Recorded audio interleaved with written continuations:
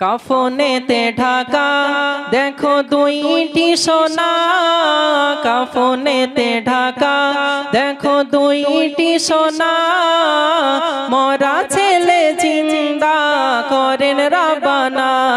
ও গো মরা ছেলে জিন্দা করেন রাব্বানা। নবীর সাহাবা হযরত জাবেরের ছিল মনে বাসনা, দাওয়াত দিয়ে আপন গৃহে খাওয়াবে নবীকে খানা। স্বামী স্ত্রী দুজনা খুশি দেখো না, স্বামী স্ত্রী দুজনা খুশি দেখো না, আসিবে ঘরে মোর শাহে মদিনা। কাফনেতে ঢাকা দেখো দুইটি সোনা, কাফনেতে ঢাকা দেখো দুইটি সোনা, মরা ছেলে জিন্দা করেন রাব্বানা। ও গো মরা ছেলে জিন্দা করেন রাব্বানা। বকরি জবাই দেখে দুই ভাই, ঘটালো কি ঘটনা। এক ভাইয়ের গলে ছোরা চালায়, ভাই তো কিছু বোঝে না। খুনে ভরা ভাইয়ের সেই দেহ খানা, খুনে ভরা ভাইয়ের সেই দেহ খানা, আব্বা জানের ভয়ে জীবন হয় ফানা। কাফনেতে ঢাকা দেখো দুইটি সোনা, মরা ছেলে জিন্দা করেন রাব্বানা। দয়ার নবী হযরত জাবের রাদিয়াল্লাহু আনহুর বাড়িতে আসবেন, দাওয়াত করা আছে।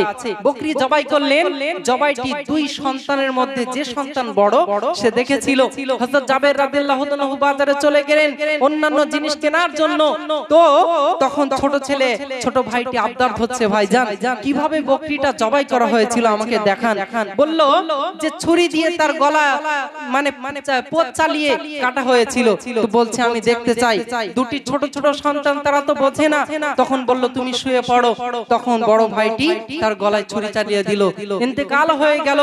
ভয়ে সে ভাবলো আব্বাজান জানলে তো আমার খবর একেবারে শেষ, আমাকে সাজা দেবে। তো তখন সে ছুটে গেল এক গাছে চড়ে উঠলো। আব্বাজান এসে তাকে ডাকলো। এই ঘটনা দেখার পরে রাগান্বিত হয়ে তাকে ডাকলো। সে ভয়ে গাছ থেকে পড়ে সেখানেই মৃত্যুবরণ করলো। দুটি ছেলে ইন্তেকাল হয়ে গেছে, স্বামী স্ত্রী। তখন ভাবছে আজ আমাদের বাড়িতে দয়ার নবীজি আসবে, আজ আমাদের শোক পালনের দিন নয়। তাদেরকে কাফন দিয়ে ঢেকে যখন হুজুর আসলেন খানা দেবেন, কি ঘটনা ঘটেছে শুনুন।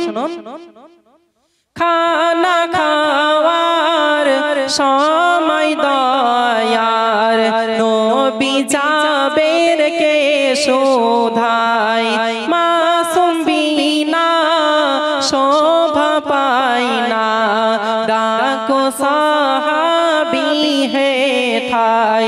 দয়ার নবীকে বলে সবই ঘটনা, দয়ার নবীকে বলে সবই ঘটনা।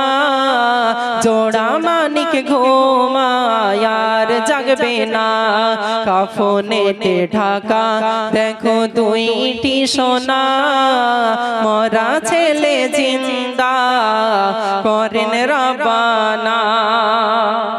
দয়ার নবী বললেন হে জাবের যাও গিয়ে বলো দয়ার নবীজি তোমাদেরকে খেতে ডাকছে।